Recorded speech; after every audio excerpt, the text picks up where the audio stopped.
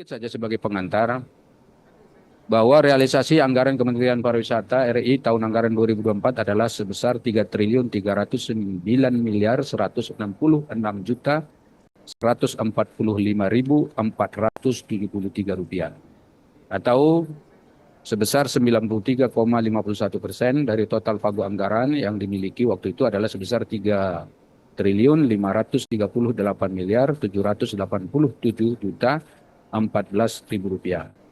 Jadi waktu itu 93,51%. Berarti ada kurang lebih 6,49% lagi yang tidak terserap atau tidak dipakai. Nah, nanti mungkin ini bisa dijelaskan kepada kita apa kendalanya sehingga bisa tidak terpakai seperti itu.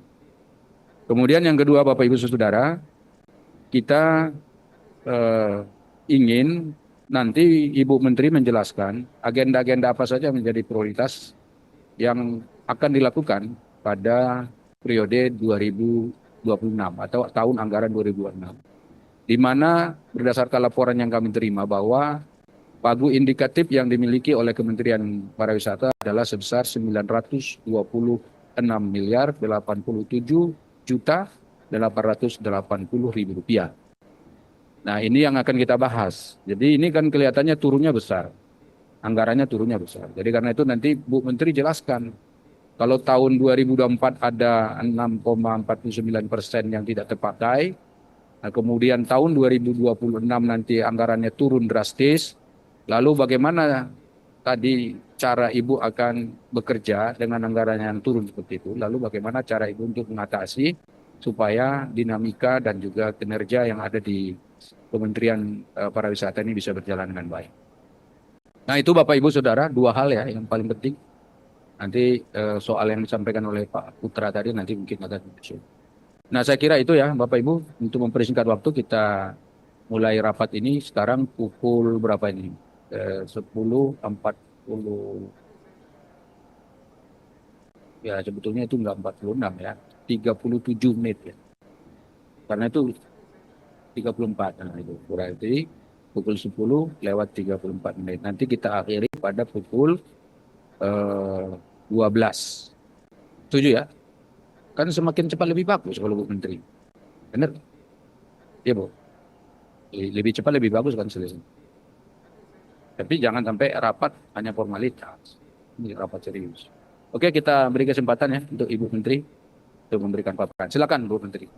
Kami memohon dukungan dari pimpinan dan seluruh anggota Komisi 7 DPR RI yang terhormat untuk mendukung usulan kami.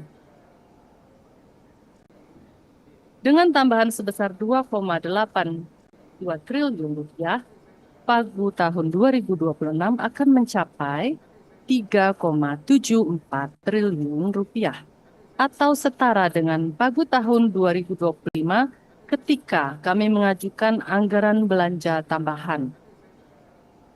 Kami bisa lihat di graf yang kuning. Dan pagu ini lebih rendah dibandingkan pagu Kementerian Pariwisata di tahun 2019 pre-pandemi. Berikut kami sampaikan rincian alokasi anggaran per satuan kerja. Prioritas penggunaan kami terletak pada pemasaran dan event untuk konversi wisatawan, terutama yang berkualitas. Dengan tambahan anggaran yang diusulkan, serta pengalokasian dana yang telah dirinci sebelumnya, Kementerian Pariwisata mendorong pelaksanaan 5 program unggulan di 2026. Kelima program ini mencakup aspek penting yang memperkuat sektor pariwisata, mulai dari kebersihan, keselamatan, hingga pemerataan pemanfaat pariwisata melalui pengembangan destinasi, event, kuliner, marine, dan wellness tourism, dan juga desa wisata. Program pertama yang akan terus diperkuat pada tahun 2026 adalah penerapan wisata bersih di 3 lokasi. Fokus utama program ini mencakup pendampingan masyarakat, dalam pengelolaan kebersihan destinasi, fasilitas sanitasi, dan pengolahan sampah, serta kampanye sadar wisata yang melibatkan kolaborasi dengan mitra strategis dari Gerakan Wisata Bersih di tahun 2025.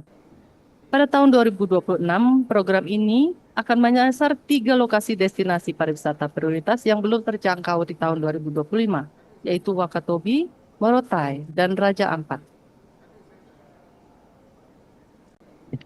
Sebagaimana terlihat belakangan ini, keselamatan wisatawan perlu menjadi prioritas. Pertama, ketersediaan aksesibilitas, amenitas, dan atraksi yang memadai di destinasi, khususnya di seluruh destinasi pariwisata prioritas, diperlukan. Untuk memastikan keamanan dan kelayakan 3A yang tersedia, diperlukan mekanisme pengawasan rutin maupun insidental guna menjamin penerapan standar usaha wisata secara konsisten. Selain itu, kegiatan wisata harus ditopang oleh tenaga kerja yang kompeten dan profesional. Untuk itu, Kementerian Pariwisata akan menyusun kurikulum dan modul pelatihan dengan target 50 modul berdasarkan alokasi pagu indikatif. Apabila diberikan tambahan anggaran melalui anggaran belanja tambahan, target akan ditingkatkan menjadi 9 standar kompetensi dan 833 modul pelatihan. Serta kami terus mengembangkan event-event unggulan yang menonjolkan ciri khas Indonesia dan memperluas sebaran kunjungan wisatawan.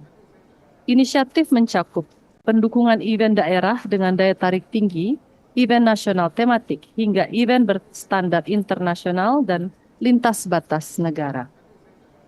Kegiatan ini juga termasuk penghargaan Wonderful Indonesia Award untuk mendorong kualitas penyelenggaraan event secara menyeluruh.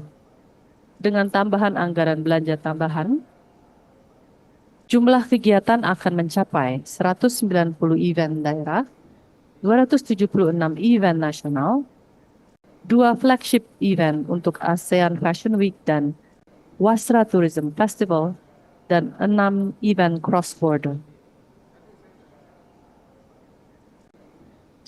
Inisiatif terakhir yang kami sampaikan adalah pengarahan untuk memperkuat desa wisata sebagai pilar pemerataan manfaat pariwisata hingga ke tingkat lokal. Program ini tidak hanya mendorong peningkatan kunjungan, tetapi juga menekankan pemberdayaan masyarakat, peningkatan kapasitas usaha lokal, dan pemenuhan standar layanan. Melalui kolaborasi lintas kementerian dan mitra, fasilitasi pembinaan penyeluruh, desa wisata dibekali dengan koperasi, sertifikasi halal, pelatihan CHSE, dan usaha, serta akses promosi dan pemasaran. Salah satu contoh dalam kerjasama dengan Badan Penyelenggara Jaminan Produk Halal untuk mencapai 3.000 desa bersertifikasi halal di tahun 2026. Program ini juga mencakup pendampingan terhadap 755 badan usaha dan penyusunan 1 norma standar prosedur dan kriteria atau NSPK guna memperluas akses permodalan dan sertifikasi usaha.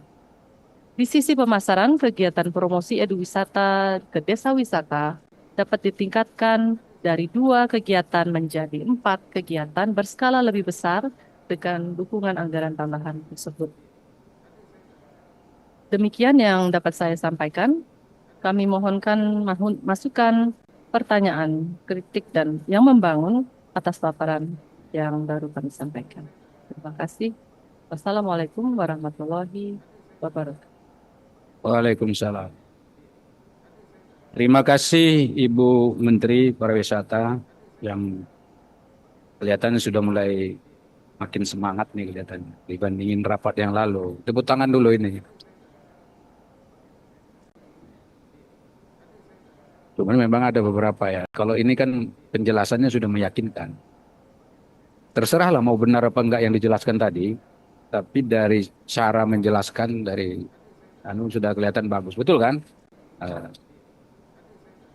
Tapi tetap saja saya belum percaya juga gitu loh, makanya perlu pendalaman. Nah, itu maksudnya. Jadi tetap ada upaya kita untuk mendalami ini. Ada beberapa contoh misalnya, Bu Menteri ya, secara umum nih. Ibu masih menggabungkan mana yang anggaran yang masih 900 miliar sekian itu dengan adanya yang tadi prediksi mungkin ada tambahan anggaran. Jadi penjelasannya masih digabung. Mestinya kan yang nggak usah digabung dulu, pokoknya yang ada sekarang 900 sekian itu Ibu ngerjakan apa saja. Ya toh? Kalau nanti misalnya gini, oh nanti kami minta tambahan anggaran. Hampir semua kementerian lembaga di Republik ini itu pasti minta tambahan anggaran. Tidak ada yang enggak. Nah sekarang pertanyaannya, Bu, kalau misalnya tambahan anggaran itu tidak disediakan oleh Kementerian Keuangan, apa skenario yang bisa dilakukan agar program-program yang bagus ini itu bisa terlaksana gitu?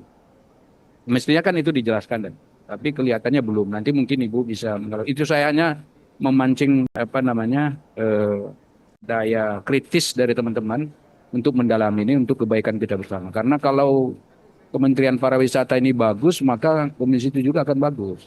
Tapi kalau anggarannya cuma 900 miliar, alasannya nggak semangat ini kita, ya kan? Jadi mudah-mudahan ini bisa nanti kita diskusikan. Saya mulai ini. Ya.